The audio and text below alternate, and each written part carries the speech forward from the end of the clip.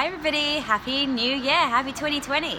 So for the last 15 years of my life, I have been creating a vision board every single year. Basically, what I do is I think about what it is I want in my life. How do I want my year to look? How do I want my life to look in 5 years' time? And very simply, I spend a bit of time just reflecting on that and thinking about, okay, health-wise, how do I want my health to be? Do I want to be more fit? Do I want to do more yoga or meditation, or go to the gym more, or go for more walks? What does health look like for me? Good health look like for me? If I could have a magic wand and make a wish, what would be the ultimate vision for my working out?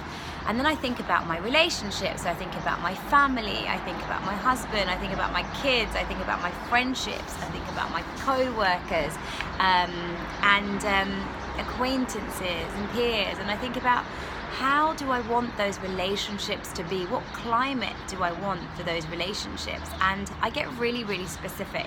So for me, I think about my values of loyalty and honesty and freedom and trust, etc. And I think about all of the things that make a really strong relationship for me, and I write all those things down. So I think about my health, I think about my relationships, I think about the climate of those relationships, I think about my career. So where do I want to be this time next year? Where do I want to be going and heading throughout the year? What do I want to achieve? For me, I often focus on what's within my comfort zones. What am I finding really, really easy, and what would be a next step of growth? For me, that's really important, that I feel that I'm consistently growing. So how can I take the leap? How can I come out of my comfort zone? What does that look like? If it was an opportunity, what kind of opportunity would it be? So in the past, I have, as a psychologist, I've put down, I really want to be in the media, I really want to be on TV, I really want to be on radio, I want to be on print media, I want to do all sorts of things like that, and those things have come to fruition and continue to do so because it's something that I love doing, I love contributing and adding value to people, and it comes through and it's on my vision board. So think about your health, think about your vitality, think about your relationships, think about your career goals and aspirations. Also think about the kind of experiences that you want to have. So I often put down beaches and beautiful palm trees and cocktails and mocktails and whatever it is I want. And it doesn't have to be deep and meaningful each and every time. It's just the things that you really like. Again, I write all of these things down and prescribe exactly what it is I want. So if I had a magic wand and I could make these things appear, those are the things I list, but I list them under categories. That for me is personally really important because I think that there are so many different aspects and areas of life, and I think that if we invest in all of those areas of life, then it can make us feel really good. And I also focus on my tranquility, so my inner tranquility. What does that look like for me? How do I want to be feeling in times of pressure and stress, which are inevitably going to come? It really doesn't matter how much you invest in meditation or yoga or your emotional well-being. There are going to be times when you feel really challenged in life. So how do I want to ride out those waves? How do I want to ride out those situations that might get the better of me? And I often put down, I just want to be peaceful, I want to be calm, I don't want to be reactive.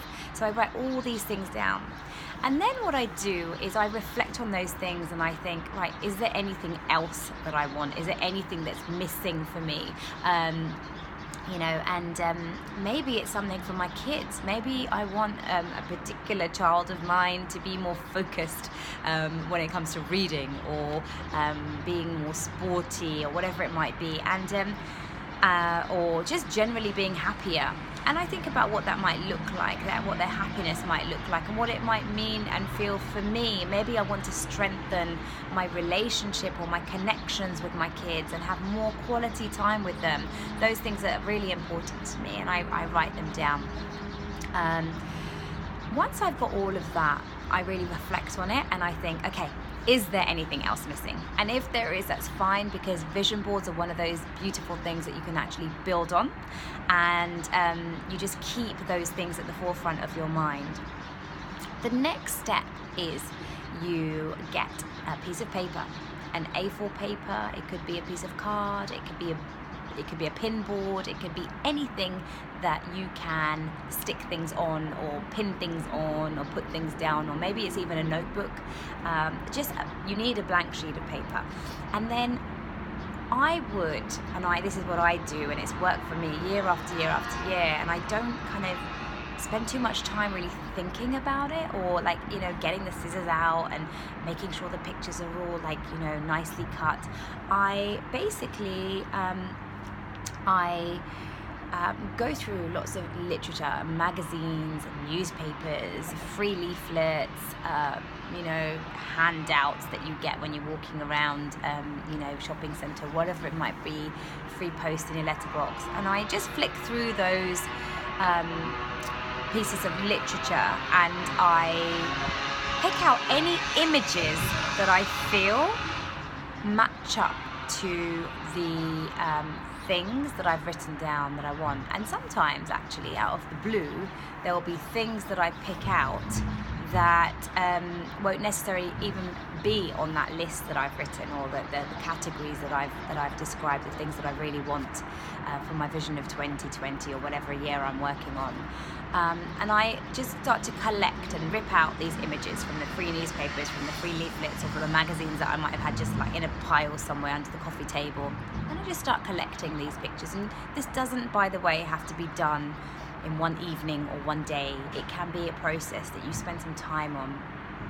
After I've got those things, I stick them on to my piece of paper or my cardboard, and I put them onto a collage format, and I just spend some time thinking about what those pictures mean to me and the feeling that they create within me. And this is where the magic is of creating your vision and turning it into reality.